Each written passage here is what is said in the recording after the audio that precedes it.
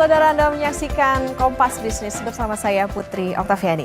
3 bulan berlalu, Indonesia belum mampu melunakkan kerasnya hati Presiden Amerika Donald Trump yang menggetok tarif barang sebesar 32%. Tak ada yang berubah, tarif tetap di 32%. Indonesia belum sukses meski sudah menawarkan impor lebih dari 500 triliun rupiah agar defisit Amerika Serikat tak makin membuat Trump murka. Satu sisi saudara, Amerika Serikat seakan tahu bagaimana mempermainkan Indonesia dan negara lain dengan mengundur pengenaan tarif sampai 1 Agustus. Negara mitra dagang kembali diberi waktu hampir 3 minggu untuk bernegosiasi lagi. Di satu sisi, negara-negara yang gabung dalam BRICS Plus atau kalau kata Trump ini adalah kelompok anti-Amerika seakan merespon santai ancaman Trump. BRICS mengklaim tidak ada yang menang dalam perang dagang. Benarkah? Kita ke data berikutnya.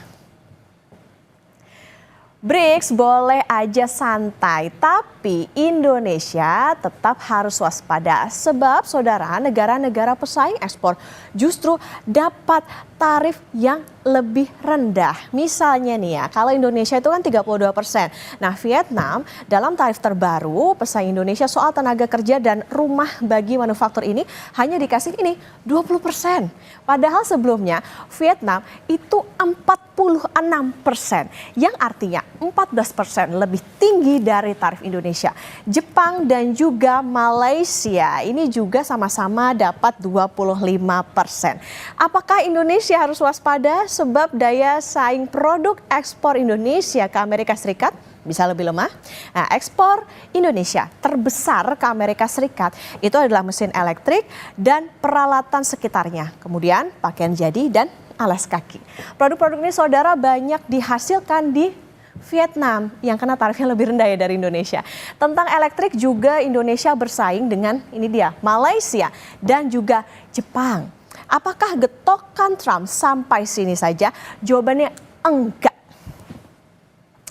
Kata Kepala Kantor Komunikasi Kepresidenan atau PCO, Hasan Nasbi, tim negosiasi sudah kembali ke Amerika Serikat untuk melobi tarif. Salah satunya Menko Ekonomi Erlangga Hartarto. Kita sudah berada di DC. Pagi ini tim negosiasi kita yang akan melanjutkan diskusi itu sudah berada di DC. Dan Bapak Menteri Koordinator Perekonomian sedang dalam perjalanan dari menuju DC. Tanggalnya kan dimundurkan jadi tanggal 1 Agustus, artinya ada beberapa minggu kesempatan kita untuk bernegosiasi dan bangsa kita, pemerintah kita sangat optimis dengan negosiasi dan tentu hubungan baik itu bisa menjadi modal sosial yang bagus untuk melanjutkan diskusi dan negosiasi di sana. Ngomong-ngomong soal BRICS, jadi BRICS ini kan mengadakan konferensi tingkat tinggi ke-17 pada 6 sampai 7 Juli 2025 di Brasil. Nah, Brasil ini kan merupakan ketua BRICS 2025 dan kini beranggotakan 11 negara termasuk Indonesia. Nah, ini sekaligus KTT BRICS pertama bagi Indonesia. Trump menilai kelompok BRICS ini adalah negara-negara yang anti sama Amerika Serikat.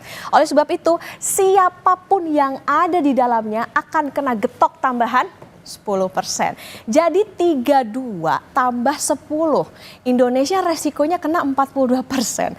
Nah, BRICS dalam deklarasi di Rio de Janeiro bilang ada kekhawatiran serius atas tarif impor yang dinilai ilegal karena tidak konsisten dengan aturan Organisasi Perdagangan Dunia atau WTO. Yang menarik saudara, pernyataan ini tidak spesifik bilang nama Trump. Jadi gimana respon lawan Trump di BRICS? Kita ke data selanjutnya. Oke, ini kata Presiden Rusia Vladimir Putin. Segala indikator menunjukkan model globalisasi liberal mulai usang. Pusat aktivitas bisnis kini bergeser ke pasar negara berkembang. Pernyataan Putin ini menarik ya, seakan santai dan punya kepercayaan diri yang luar biasa. Liberal atau model dagang Amerika Serikat di dunia udah ketinggalan zaman alias kuno. Kalau kami bahasakan ya, sebenarnya Amerika yang butuh dunia, bukan dunia yang butuh Amerika Serikat. Nanti kita tanya ke ekonom ya, tapi kita ke data selanjutnya terlebih dahulu. Oke, ini kata juru bicara Kemenlu Tiongkok Mao Ning. BRICS bukan blok konfrontatif.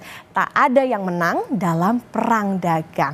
Nah, ini juga menarik ya, karena ini juga menunjukkan betapa santainya BRICS.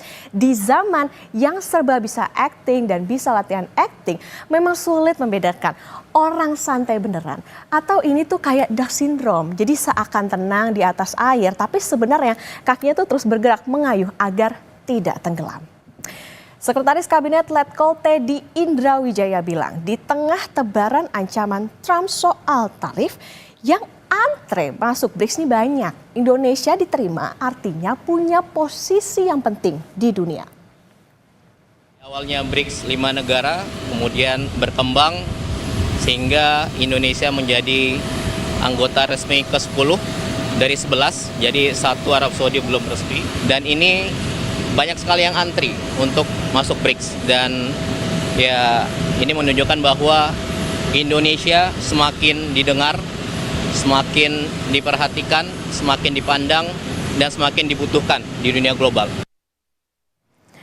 Oke, tapi nampaknya Indonesia belum mampu melunakkan tarif dari Presiden Amerika Serikat Donald Trump meski sudah menawarkan impor lebih dari 500 triliun rupiah. Jika tidak ada negosiasi lanjutan, Indonesia akan kena getok tarif 32% pada 1 Agustus plus 10% karena tergabung dalam BRICS tadi. Nah, Kompas Bisnis Saudara akan mengulas bersama dengan Kepala Ekonom BCA, David Semual, tapi usai jeda.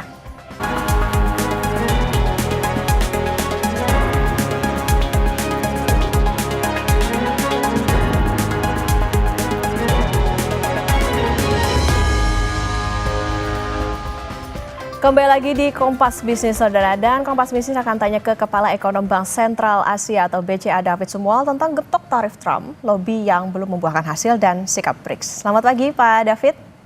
Selamat pagi Mbak Okta. Pak David, menarik nih. Kalau kita ingat ini kan kebijakan Liberation Day itu kan diumumkan pada April lalu. Artinya lobby Indonesia selama 3 bulan ini kayaknya belum membuahkan hasil. Padahal seakan kayak udah all out, tarif dan non tarif sudah disesuaikan dengan keinginan Amerika Serikat, penawaran komersial, bahkan 2 kali budget defisit mereka atau lebih dari 500 triliun rupiah. Pertamina, Exxon udah komunikasi. Apalagi sebetulnya dipunya Indonesia dalam bisa dikatakan 3 minggu nih negosiasi ke depan sampai 1 Agustus. Ya, ini kelihatannya kan memang Trump ini memang sangat kuat ya dari sisi negosiasi, itu dia ingin mendapatkan kepentingan yang maksimal ya buat negaranya ya tentunya. Nah, kita sebenarnya juga perlu mengetahui lebih dalam sebenarnya apa sih ganjalannya, kenapa mereka belum menurunkan tarif kita, karena tarif ini masih sama 32%.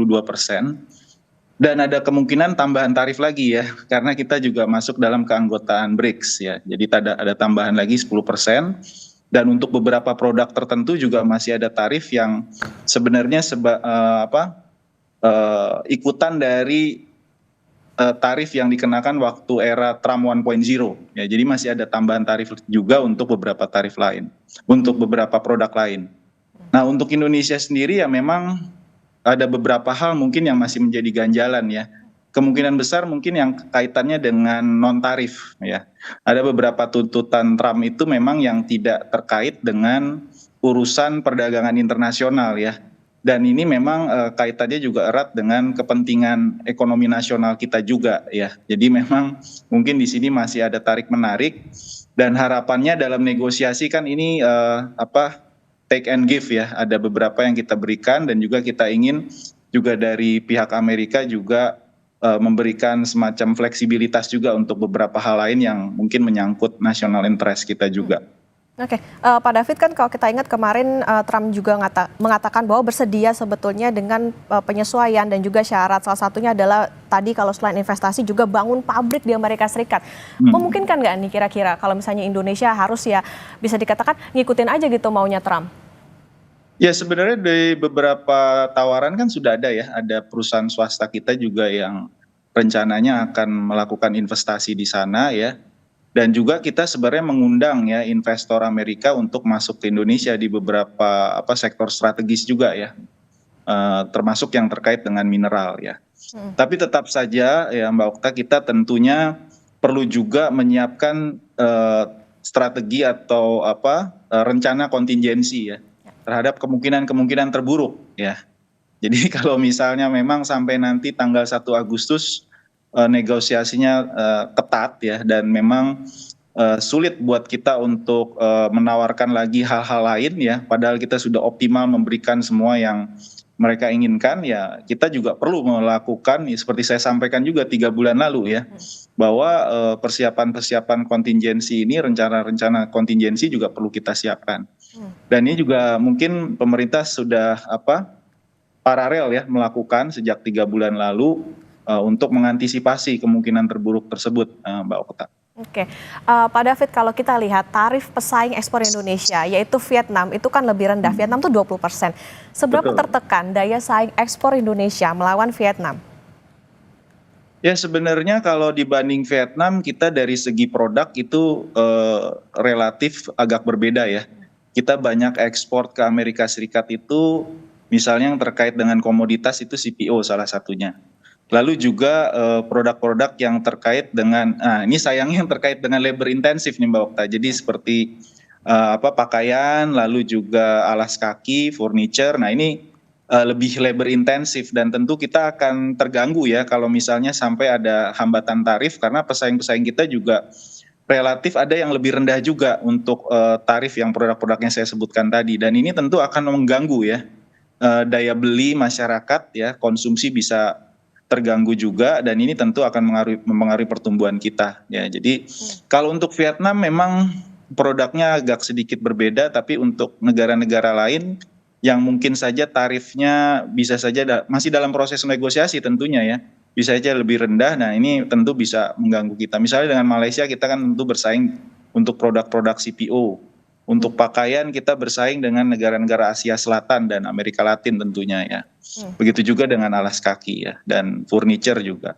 Oke. Jadi memang kita harus antisipasi Mbak Okta. Oke, katakanlah tadi misalnya komoditasnya berbeda gitu, tapi Pak kalau misalnya kita tadi kan juga ada industri yang padat ya, misalnya kayak sepatu, alas kaki, pakaian dan lain sebagainya. Ini mungkin nggak sih Amerika Serikat nih kayaknya jadi beralih ke negara lain, seberapa berbahaya ini tentunya untuk Indonesia?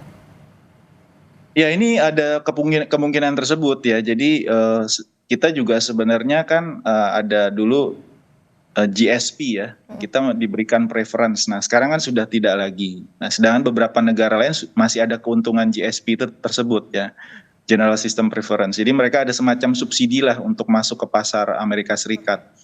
Nah tentunya kalau ada tambahan tarif lagi dan juga ditambah lagi dengan 10% tadi karena kita menjadi keanggotaan BRICS, dan tarif-tarif yang menjadi masih berlangsung ya sejak Trump 1.0, ini tentu sangat membebani ya sektor-sektor yang saya sebut tadi ya. Nah itu kenapa saya mengatakan kembali ya, kita juga harus perkuat pasar alternatif ya, diversifikasi, dan juga pasar domestik kita. Kita juga pasar domestik sebenarnya sangat besar, dan kita lihat juga terakhir ini juga karena sulit masuk ke negara barat dan Amerika, ini juga banyak negara lain produk-produknya masuk ke Indonesia ya. Termasuk dari Vietnam tadi yang disebut Mbak Okta ya. Oke. Nah itu juga masuk ke dalam negeri. Nah ini juga kita perlu ada strategi juga untuk memperkuat kapasitas maupun juga kemampuan domestik kita ya, tentu dengan percepatan deregulasi dan seterusnya Mbak Okta. Oke, Pak David, tapi bukankah defisit Amerika ini sebenarnya membuat Indonesia di atas angin? Haruskah Indonesia semakin memohon-mohon ke Trump dalam waktu bisa dikatakan 3 minggu ini? Ya sebenarnya kita punya banyak bargaining position. Dari sisi neraca jasa sebenarnya kita juga impor cukup besar ya ke Amerika Serikat ya. Kita ketergantungannya cukup besar. Nah ini juga bisa menjadi daya tawar tentunya ya, karena kita defisit cukup besar di sisi neraca jasa ya. Dan saya pikir juga ya kita dari sisi lain juga kan terus mengundang sebenarnya investor Amerika juga untuk masuk ke dalam negeri ya, di berbagai sektor. Nah dalam waktu yang singkat ini memang kita harus mengidentifikasi sebenarnya apa sih yang diinginkan dari Amerika ini, poin apa, dan sampai di mana kita jangan juga sampai nantinya mengganggu juga national interest, itu juga jangan sampai terjadi ya. Jadi ya kita harus ada titik poin di mana juga jangan sampai semuanya juga dikasih ke mereka juga. Kalau bisa itu terjadi ya artinya juga nanti malah relatif lebih buruk ya dampak ekonominya ke Indonesia, Mbak Okta. Betul, itu juga perlu diperhatikan bahwa tidak hanya kita lagi-lagi memohon kepada Amerika Serikat, tapi harus perkuat tadi sempat dikatakan Pak David juga soal penguatan di domestik. Pak David, menarik Presiden Rusia Vladimir Putin bilang model dagang liberal itu udah usang dan beralih ke negara berkembang. Benarkah demikian? Dan kalau kita bicara soal BRICS, ini sebetulnya yang punya power jadinya tuh Trump atau BRICS sih Pak sebetulnya? Ya sebenarnya keinginan Amerika Serikat ini kan menjauhkan negara-negara dari negara core BRICS ini ya. Kita lihat di sini masuk di situ China, Rusia, Brazil juga, termasuk juga Indonesia kan negara besar di situ di dalam skema BRICS ya. Dan saya pikir ke depan ini justru sumber pertumbuhan global itu datangnya bukan dari negara barat ya. Karena negara barat itu pertumbuhannya sudah terbatas ya. Apalagi yang mau dibangun di sana.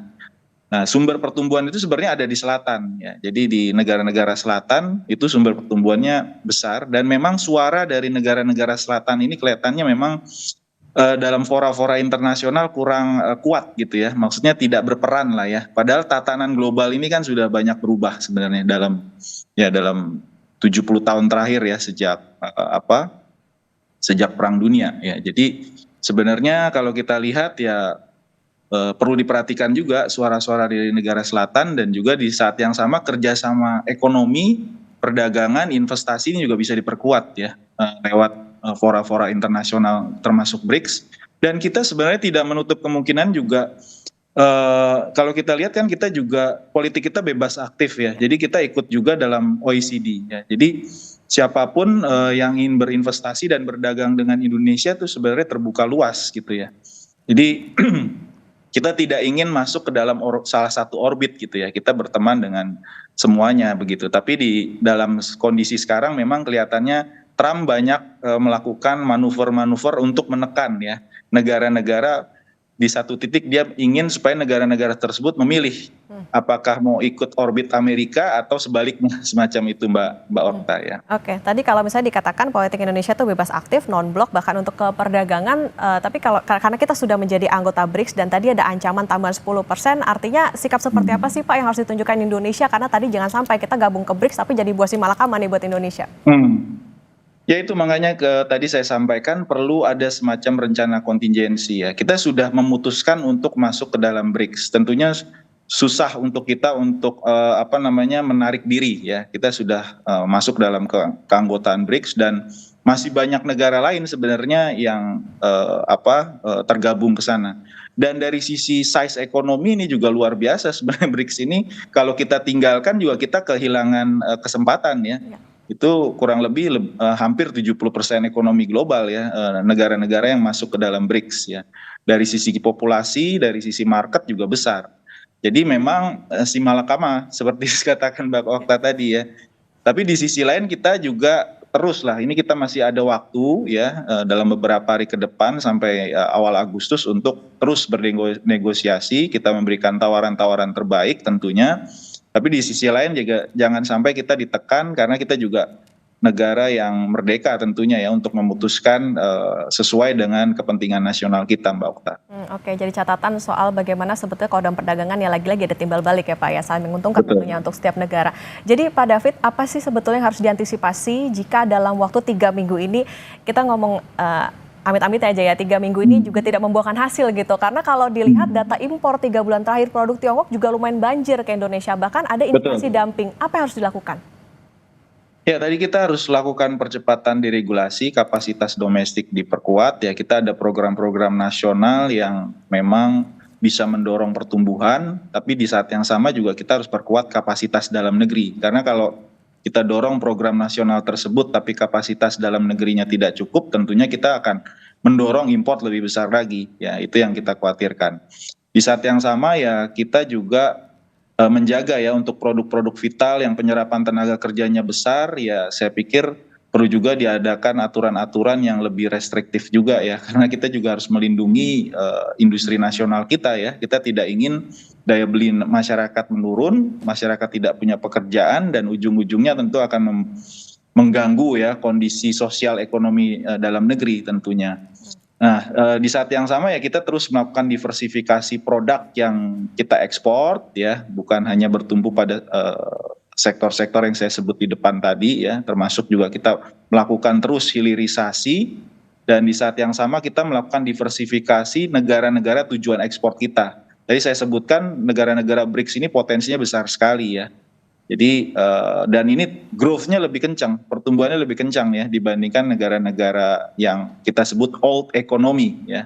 Old economy ya Eropa, Amerika ini kan old economy. Yang memang kapasitasnya untuk tumbuh sudah terbatas ya. Jadi saya pikir ini kesempatan juga kita untuk perluasan pasar. Di saat yang sama ya politik kita kan bebas aktif ya, terus kita lakukan kerjasama juga dengan OECD. Ini penting juga OECD karena kita kalau ikut OECD kita mendapatkan juga semacam nilai plus ya, karena OECD ini kan memiliki standar-standar benchmark internasional yang diakui banyak negara maupun perusahaannya. Jadi ini juga bisa membantu lebih banyak lagi investasi masuk ke Indonesia, Mbak Okta.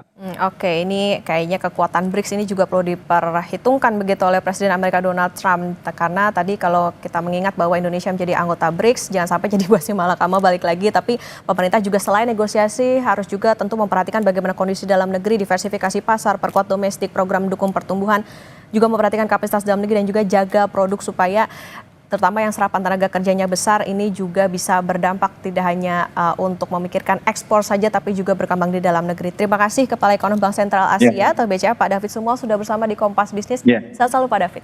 Selamat pagi Mbak Okta, terima kasih.